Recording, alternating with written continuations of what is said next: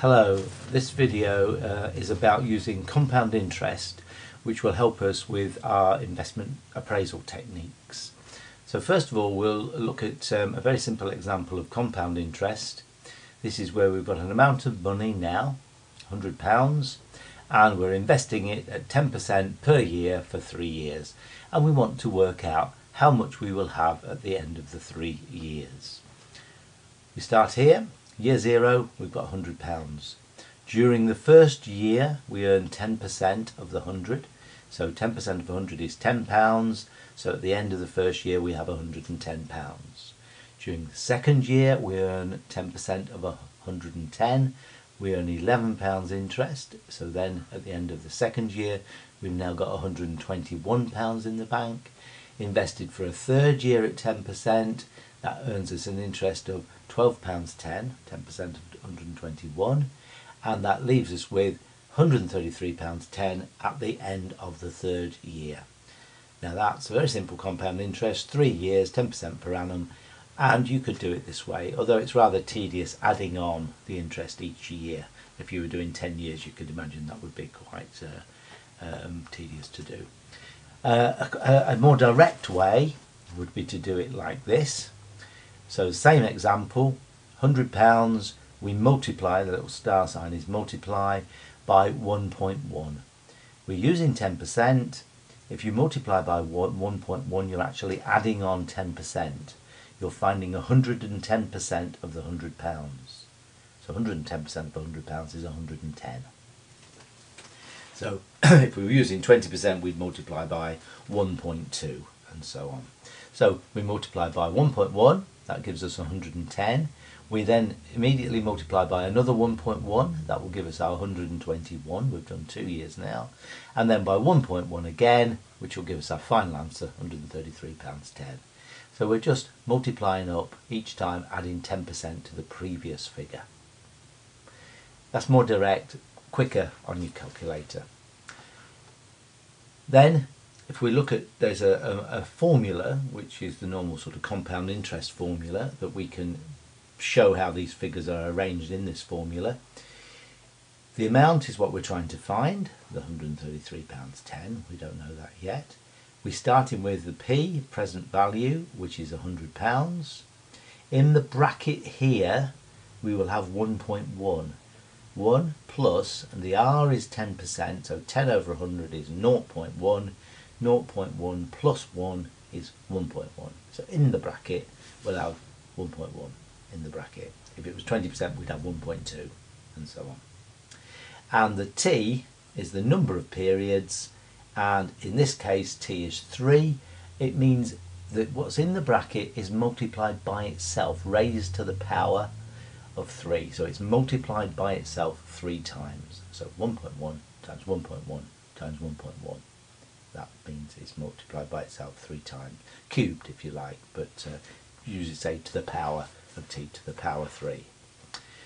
Okay, so we could now use that, we could put it in a formula like that, and if you've got a more scientific calculator, you will probably have a key there which is x to the y or y to the x, where you can do these sort of powers more directly and get to the answer very quickly to find the final amount A. Now, that's compound interest, compounding up. We don't actually want to do that. We want to go backwards. We want to we will have in our investment examples an amount in the future, this £133, 10 pence.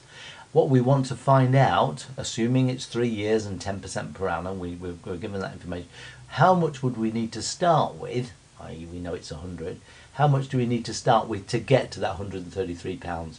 What is that £133 worth in year 0? We know we're getting £133 in 3 years' time. What's it worth at the beginning of that time period? We want to work backwards, but work backwards to get to the 100. We can do that by using, there we are, just move that up.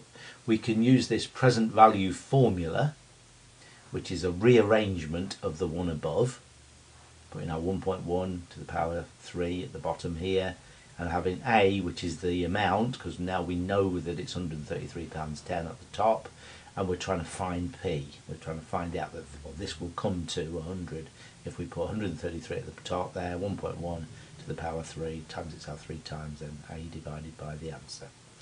And we could do it that way. And again, you can use calculators to do that perhaps more directly. Another way of doing it is to use tables. And there are some tables provided here. You've got this in your handout or it's on the web. The tables are for the present value of £1, discount factors. Present value of £1. So in the example, we'll just go straight to the example we're using. We're using 10% and we're using 3 years. So the factor that we would use is 0.751. But that basically means in these tables is if we had £1 in 3 years' time, what would that be worth now at the beginning of the 3 years? It would be worth just over 75 pence, 0.75 pounds, 75 pence. So that's for the present value of £1. So we're going to use that 0.751 for this example. While we're still on this page, notice that these tables, they only go up to 15 periods, and I've only got tables here up to 20%. If you wanted to do 21% or 20 periods, you would have to work it out using the formula that we used on the compound interest page. You would have to work those formulas out using this, but with an A, instead of A, 1 there, because it's the present value of £1. Experiment with that yourself. Okay, we're going to do this question, £133 in 3 years at 10%. What's the present value of that amount? So let's just go down here. I've set this up. Oops, I'll just get rid of that. I've set that up so that you can do it from here. The present value factor, 3 years, 10% factor is 0.751. The future amount is £133.10. If we multiply those together, formula plus or equals the factor times the future amount, and that will give us our present value of £100, which is the amount you'd need to start with to get to £133 in 3 years at 10%.